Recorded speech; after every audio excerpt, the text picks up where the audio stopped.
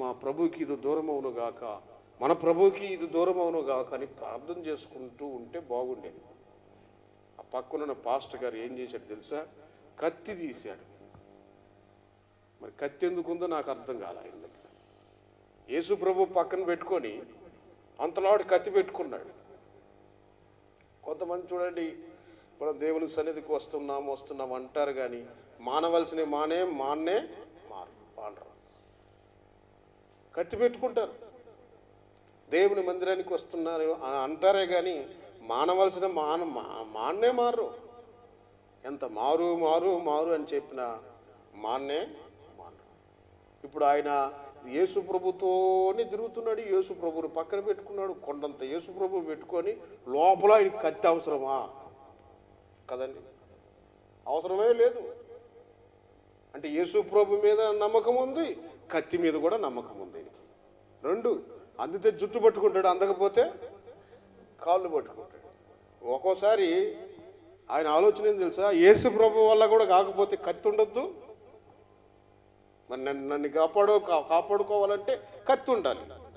చూడండి, అటు యేసు ప్రభు మీద ఆధారపడుతున్నాడు, ఇటు తన కత్తి మీద ఆధారపడుతున్నాడు, తన స్వయం మీద ఆధారపడుతున్నాడు. ఇది కరెక్ట్ అనే జీవితం కాదు. కత్తి తీశాడు. ఆ శత్రువుని ఎవరైతే సంఖ్యలేసాడో ఆ శత్రువు యొక్క చెవు మీద ఒక దెబ్బ వేశాడు కత్తితో.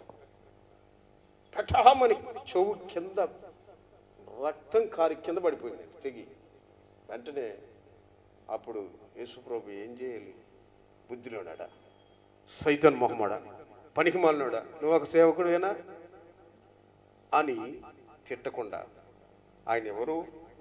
ప్రేమ కలిగిన దేవుడు కదా, జాలి కలిగిన దేవుడు కదా, కరుణ కటాక్షం కలిగిన దేవుడు కదా. వెంటనే ఆ కింద పడినటువంటి ఆ మూర్ఖులు ఎదుటే ఏమండి పట్టుకోవచ్చినటువంటి ఆ మూర్ఖుని యొక్క చెవి, శత్రువుల యొక్క చెవి, ఆ చెవిని తీసి వాళ్ళ కళ్ళ ముందే ఆ తెగినటువంటి వ్యక్తికి ఆ చెవి యొక్క దాన్ని తీసుకెళ్ళి అలా అంటించాడండి. Praise the lord. ఎందుకు అంటించాడు? అప్పటికైనా ఈ మూర్ఖుల యొక్క కళ్ళు తెరవబడతాయి. ప్రేమ లేని, దోమలేని మూర్ఖుల యొక్క కళ్ళు తెరవబడతాయి అని ఆ ప్రేమ స్వరూపి అయిన దేవుడు ప్రేమను చూపించాడు. ఏమో ఆయన కత్తి తీసుకొని సరసరని 4 రౌండ్లు వేయలేకపోయాడా యేసు ప్రభు? చేతగాని వాడా? కాదు. ఆయన ప్రేమతోనే జయించే దేవుడు. Praise the lord. ఆయన ఎవరు? ప్రేమతోనే జయించే దేవుడు. కనుకనే తనకు బాధ కలిగినా, తనకు ఇబ్బంది కలిగినా, అక్కడ తిట్టవలసిన సందర్భం వచ్చినా వెంటనే ఆ ప్రేమతోనే దాన్ని తీసి ఆ శత్రువుకి అంటించారు. నిజంగా వాళ్ళు మనుషులైతే, నిజంగా వాళ్ళు మానవత్వం కలిగిన వాళ్ళైతే వెంటనే ఆ కత్తులు గీతులు పడేసేసి చెవినింటించిన స్వస్థతల ఆ చెవిని వెంటనే అంటుకుని ఉండగా ఆ జరిగినటువంటి అద్భుతాన్ని బట్టి వాళ్ళు అక్కడే యేసయ్య పాదాల మీద పడాలి కదండి. పడలే. వాళ్ళ హృదయాలు ఏమైపోయినాయి? సాతానుగాడు ఏం చేశాడు? కఠినం చేశాడు. కొంతమంది చూడండి, ఎంత ప్రేమించినా, ఎంత విశాలమైన హృదయంతో దగ్గరికి వెళ్ళినా వాళ్ళు దూరం అవుతూ ఉంటారు. నిజంగా వాళ్ళు దూరం గారు, వాళ్ళని మన నుండి సాతానుగాడు ఏం చేస్తాడు? దూరం చేస్తాడు.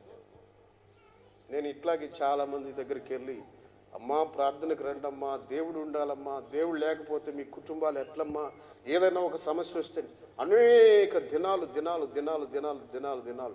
ఎన్నో ఇల్లు చుట్టూ తిరిగాను.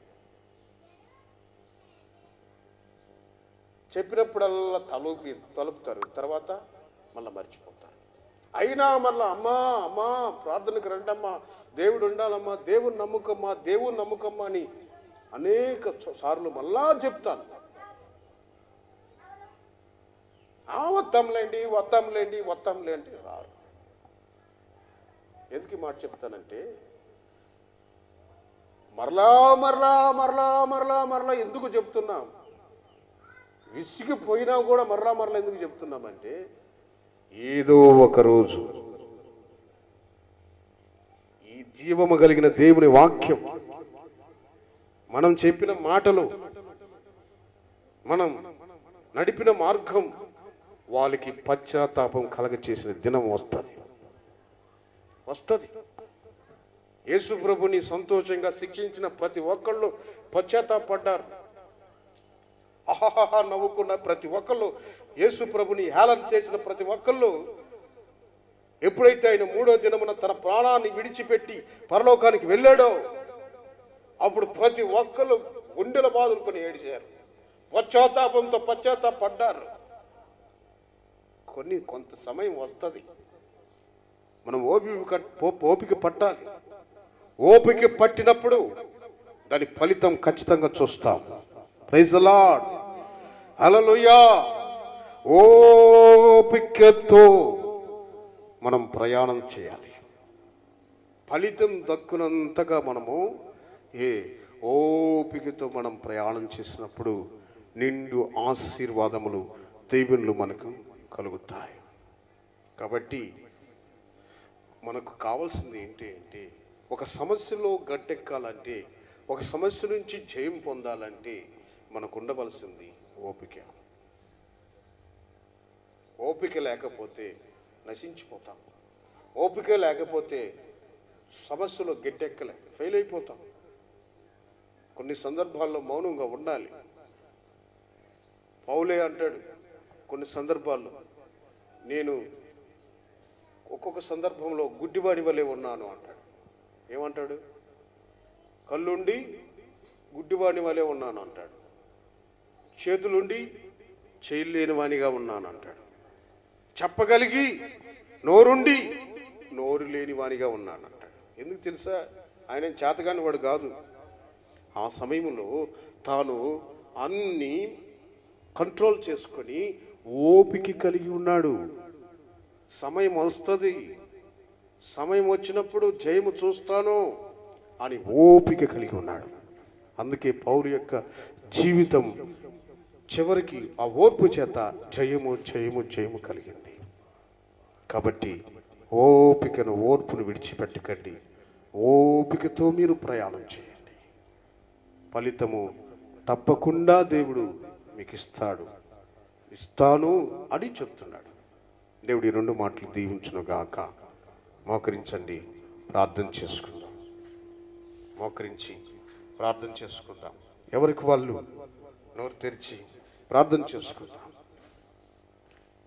ఎక్కడ నీవు ఓపిక లేక ఉన్నావో చూడు.